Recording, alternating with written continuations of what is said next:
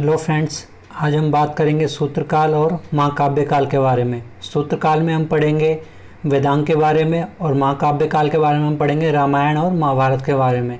साथ ही मैं आपको बताऊंगा 10 ऐसे मोस्ट इम्पोर्टेंट क्वेश्चन जो इन टॉपिक से पूछे जाते हैं। तो वीडियो को लास्ट तक और अच्छे से देखना ताकि आपको इनके आंसर पता चल सके। तो चलिए शुरू करते हैं। सूत्रकाल जो है उसका टाइम पीरियड है 600 से लेकर 300 ईसा पूर्व तक, यानी कि उत्तर वैदिक काल के ख़त्म होने के बाद जो काल भारत में शुरू हुआ उसको हम सूत्रकाल कहते हैं। इस काल में वेदांग की रचना की गई। वेदांग क्या होते हैं? जो हमारे वैदिक ग्रंथ लिखे गए थे वो काफ़ी क्लिष्ट भाषा में लिखे गए थे, जिनको ब्राह्मण या फिर उच्च शिक्षित लोग ही पढ़ पाते थे। तो उन वैदिक ग्रंथों को जन साधारण तक पहुँचाने के लिए वेदांग की रचना की गई, जिनकी संख्या है 6, जिसमें हमारा आता है शिक्षा, कल्प, निरुक्त, व्याकरण, छंद और ज्योतिष। चलिए एक एक को उठाते हैं और पढ़ते हैं कि इनमें हमें क्या क्या विशेषता देखने को मिलती है। तो जो शिक्षा है इसमें वैदिक शब्दों का अर्थ है, इसे सौ विज्ञान भी कहा जाता है।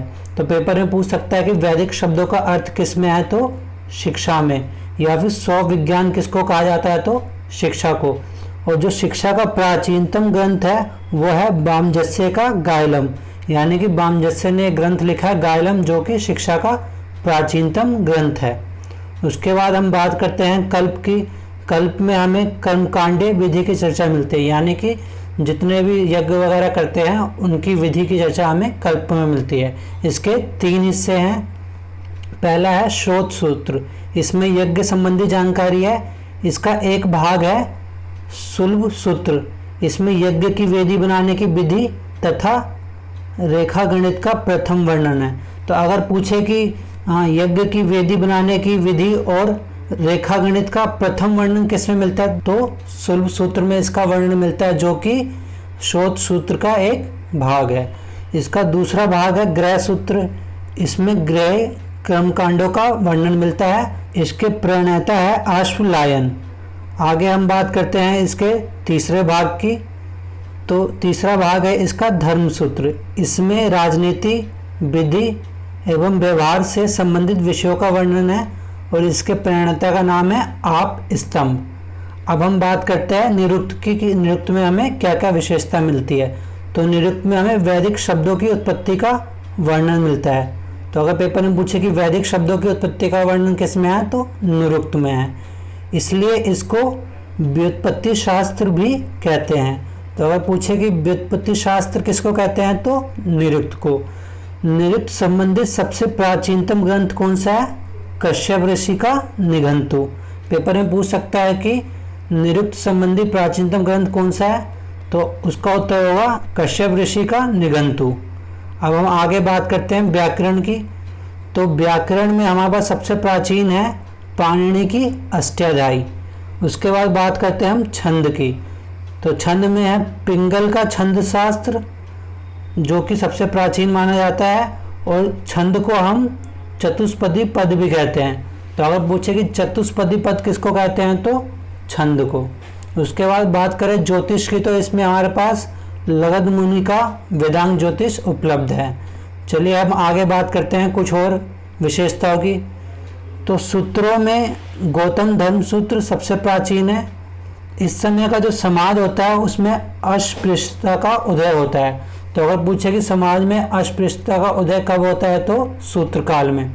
इस समय जो वर्ण व्यवस्था है कठोर हो जाती है, जो कि जाति व्यवस्था में बदल जाता है। तो अगर पूछे जाति व्यवस्था का उदय भारत में कब होता है, तो सूत्रकाल में। आश्रम व्यवस्था का विधान किया गया, यानी कि 4 आश्रमों का विधान होता है। विधवा का पति की संपत्ति पर अधिकार माना गया, और जो राजपद है वो आनुवंशिक हो गया, मतलब कि अब राजा का बेटा ही राजा बनता था, जो जिसके बाद जो पद था वो उसी को मिलता था। जो गौतम धर्म सूत्र है उसमें करों की एक लंबी सूची मिलती है। तो अगर पूछे कि करों की लंबी सूची किसमें मिलती है, तो गौतम धर्म सूत्र में। जो न्याय व्यवस्था है वो वर्ग भेद पर आधारित होगी, यानी कि एक ही अपराध के लिए ब्राह्मण को अलग दंड मिलता था, क्षत्रिय को अलग, वैश्य को अलग और शूद्र को अलग दंड मिलता था। अब हम बात करते हैं वेदांग और शरीर के अंग से। वेदांग की जो तुलना है शरीर के कई अंगों से की गई है, तो कई बार पेपर में पूछ लेता है कि किसको किस अंग के नाम से जाना जाता है। तो जो शिक्षा है उसकी तुलना नाक से की गई है, कल्प की हाथ से, निरुक्त की कान से, व्याकरण की मुंह से, छंद की पैर से, ज्योतिष की आँख से। ठीक है, तो इसको आप ऐसे याद कर सकते हो कि ज्योतिष आँख, आँखों से ज्योति होती है। व्याकरण मुंह, मुख से बोलते हैं, उच्चारण करते हैं तो ये मुंह से हो जाएगा। शिक्षा नाक से, मतलब स्वाभिमान का प्रतीक है। इस तरह से आप इनको याद कर सकते हैं। आगे हम बात करते हैं पुराण की, कि पुराण कितने पुराण हैं, उनकी क्या क्या विशेषता हमें देखने को मिलती है। तो जो पुराण है वो टोटल 18 है। इसके संकलनकर्ता या लेखक है लोमहर्ष ऋषि व उनका पुत्र उग्रश्रवा। तो इसके दो लेखक है, एक है लोमहर्ष ऋषि और एक है उग्रश्रवा। अब जो प्राचीनतम पुराण है वो है मत्स्य पुराण। पेपर में यही पूछ सकता है कि प्राचीनतम पुराण कौन सा है, तो मत्स्य पुराण। अब इसकी हम विषय वस्तु के बारे में चर्चा करते हैं। तो इसकी 5 विषय वस्तु है: सर्ग, प्रतिसर्ग, वंश, मनवंतर और वंशानुचरित। जो सर्ग है इसमें संसार की रचना का उल्लेख किया गया है। जो प्रतिसर्ग है इसमें प्रलय के बाद संसार की रचना का वर्णन है। जो वंश है इसमें ऋषियों की वंशावली है। जो मनवंतर है इसमें महायुग का वर्णन है। और जो वंशानुचरित है इसमें राजवंशों की वंशावली हमें देखने को मिलती है। अब हम बात करते हैं स्मृति ग्रंथ की, जो सूत्रकाल के बाद लिखे गए थे। तो स्मृति ग्रंथ जो है मुख्यतः पद्य में लिखे गए हैं। इसमें सबसे प्रसिद्ध है मनुस्मृति। ये सबसे प्राचीनतम और सबसे प्रमुख स्मृति है मनुस्मृति। इसके टीकाकार या फिर जो इन पे भाष्य लिखा है वो किन किन ने लिखा है, तो गोविंदराज, मेघातिथि, कुल्लू भट्ट, भारूची, ये 4 लोगों ने मनुस्मृति के ऊपर टीका लिखा है।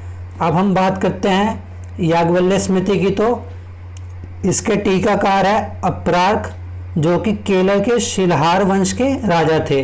और दूसरे है विज्ञानेश्वर, जो कि कल्याणी के चालुक्य वंश के राजा विक्रम आदित्य 6 के दरबार में थे। और इनकी किताब है मिताक्षर।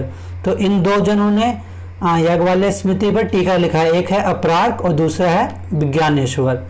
जो विष्णु स्मृति है वो गद्य में लिखा गया है। तो ये पूछ सकता है कौन सी स्मृति गद्य में लिखा गया है, तो विष्णु स्मृति। चलिए आगे देखते हैं। आगे हम बात करते हैं महाकाव्य काल की। महाकाव्य काल में हमारे पास 2 ग्रंथ है, एक तो है रामायण, एक है महाभारत। दोनों को देखते हैं कि दोनों में हमें क्या क्या विशेषता देखने को मिलती है। तो जो रामायण है इसको आदि ग्रंथ भी कहा जाता है। इसमें 24,000 श्लोक है, इसलिए इसको चतुर्विंशति शास्त्री संहिता भी कहते हैं। और जो रामायण के रचयिता हैं वो है वाल्मीकि। अब हम पढ़ते हैं कि रामायण का अनुवाद किन किन भाषा में किन किन लोगों ने किया। तो रामायण का अनुवाद तमिल में किया है राजा कुलोत्तुंग III के दरबार में कंबन ऋषि ने, रामायणम या रामावतारम नाम से। ये काफ़ी फेमस है, पेपर में पूछ सकता है कि तमिल में रामायण का अनुवाद किसने किया, तो कंबन ऋषि ने रामायणम या रामावतारम नाम से। बांग्ला भाषा में रामायण का अनुवाद राजा बर्बक शाह के दरबार में कृत्तिवास ने किया। इसको बंगाल का बाइबल और बंगाल का पंचवेद भी कहते हैं। तो अगर पूछे कि बांग्ला में रामायण का अनुवाद किसने किया, तो कृत्तिवास ने। या फिर बंगाल का बाइबल या बंगाल का पंचवेद किसने लिखा, तो कृत्तिवास ने। उसके बाद मलयालम भाषा में ईवी रामास्वामी नायंकर, जिनको पेरियार भी कहते हैं, ने सच्ची रामायण नाम से मलयालम में रामायण का अनुवाद किया। तो अगर पेपर में पूछे कि सच्ची रामायण किसने लिखी, तो पेरियार ने। मलयालम में रामायण का अनुवाद किसने किया, तो पेरियार में। चलिए अब हम बात करते हैं महाभारत की, कि हमें महाभारत में क्या क्या विशेषता देखने को मिलती है। तो जो महाभारत है इसमें टोटल 18 पर्व है। इसमें जो 6वां पर्व है उसको भीष्म पर्व कहते हैं, जिसमें गीता का सार दिया हुआ है। तो अगर पूछा कि गीता का सार किस में है, तो महाभारत के 6वें पर्व में। महाभारत में 1,00,000 श्लोक है, जिसको शत सहस्त्री संहिता भी कहते हैं। तो अगर पेपर में पूछे कि शत सहस्त्री संहिता कौन है, तो महाभारत। और जो महाभारत के रचयिता है उनको वेद व्यास कहा जाता है। अब हम देखते हैं कि महाभारत का अनुवाद किन किन लोगों ने कौन सी भाषा में किया है। तो जो महाभारत का अनुवाद है तमिल में पेरुन देवनार ने किया है, और बांग्ला में काशीराम ने किया है, जो कि नुसरत शाह के दरबार में थे। तो अगर पूछे कि महाभारत का अनुवाद बांग्ला में किसने किया है, तो काशीराम ने। इस तरह से हमारा सूत्रकाल और महाकाव्य काल पूरा होता है। अब हम बात करते हैं इसके इम्पोर्टेंट क्वेश्चन की जो पेपर में पूछे जाते हैं। तो पहला क्वेश्चन है, किसको स्वविज्ञान भी कहा जाता है? तो इसका ए ऑप्शन है शिक्षा, बी है कल्प, सी है निरुक्त और डी है व्याकरण। तो इसका आंसर होगा शिक्षा। शिक्षा को स्वविज्ञान भी कहा जाता है। दूसरा क्वेश्चन है, शिक्षा का प्राचीनतम ग्रंथ कौन सा है? ए अष्टाध्यायी, बी वर्तिका, सी गायलम और डी महाभाष्य। तो इसका आंसर होगा सी गायलम। गायलम जो है शिक्षा का प्राचीनतम ग्रंथ है। तीसरा क्वेश्चन है, नीचे दिए गए वेदांगों का शरीर के अंगों के साथ मिलान कीजिए। तो जो शिक्षा है उसका मिलान होगा नाक से, ये नाक का प्रतीक है, ठीक है। और जो कल्प है ये हाथ से जोड़ा गया है, और जो निरुक्त है उसको कान से जोड़ा गया है, और जो छंद है उसको पैर से, ठीक है। इसका अगला क्वेश्चन है, इनमें से प्राचीनतम पुराण कौन सा है? तो इसका ए ऑप्शन है वायु पुराण, बी है मत्स्य पुराण, सी विष्णु पुराण, डी शिव पुराण। तो इसका आंसर होगा मत्स्य पुराण। मत्स्य पुराण ही प्राचीनतम पुराण है। पांचवा क्वेश्चन है, राजाओं की वंशावली को क्या कहते थे? ए सर्ग, बी प्रतिसर्ग, सी वंश और डी वंशानुचरित। तो जो राजाओं की वंशावली थी उसको वंशानुचरित कहते थे। अब हम बात करते हैं छठे क्वेश्चन की, सबसे प्राचीनतम स्मृति कौन सी है? ए मनु स्मृति, बी याज्ञवल्क्य स्मृति, सी नारद स्मृति और डी विष्णु स्मृति। तो इसका आंसर होगा मनु स्मृति। मनु स्मृति ही सबसे प्राचीनतम और प्रसिद्ध स्मृति है। सातवां क्वेश्चन है, इनमें से कौन याज्ञवल्क्य स्मृति का टीकाकार नहीं है? ए है गोविंदराज, बी भारुचि, सी अपराग, डी विज्ञानेश्वर। इसमें पहला ऑप्शन दे रखा है कि ए और बी नहीं है, दूसरा ऑप्शन दे रखा है कि बी और सी नहीं है, तीसरा ऑप्शन है कि सी और डी नहीं है, और चौथा ऑप्शन है कि ए और डी नहीं है। तो इसमें जो पहला ऑप्शन है गोविंदराज और भारुचि, ये दोनों याज्ञवल्क्य स्मृति का टीकाकार नहीं है। आठवां क्वेश्चन है, इनमें से कौन मनु स्मृति का टीकाकार है? तो ए गोविंदराज, बी भारुचि, सी मेघातिथि और डी कुल्लू भट्ट। तो इसमें पहला ऑप्शन है कि ए और बी है, दूसरा ऑप्शन है कि बी सी डी है, तीसरा ऑप्शन है ए बी सी है और चौथा ऑप्शन है ए बी सी डी है। तो जो इसका आंसर होगा चौथा होगा ए बी सी डी। ये चारों ही मनुस्मृति के टीकाकार हैं। चलिए अगले क्वेश्चन को देखते हैं। रामायण का अनुवाद रामायणम या रामा अवतारम नाम से किसने किया? ए कृत्तिवास, बी पेरियार, सी कंबन और डी काशीराम। तो इसका जो आंसर है ये कंबन हुआ। कंबन ऋषि ने रामायण का अनुवाद रामावतारम या रामायणम नाम से किया। 10वां क्वेश्चन है कि महाभारत में कौन से पर्व में गीता का सार है? ए 6वें पर्व में, बी 7वें, सी 8वें और डी 9वें पर्व में। तो इसका आंसर होगा 6वें पर्व में गीता का सार हमें मिलता है। तो इस तरह से हमारा सूत्रकार और महाकाव्य काल का वीडियो पूरा होता है। वीडियो अच्छी लगी हो तो वीडियो को लाइक करना, चैनल को सब्सक्राइब करके बेल आइकन दबा देना। हम इसी तरह आपके लिए हिस्ट्री की वीडियो लाते रहेंगे। धन्यवाद।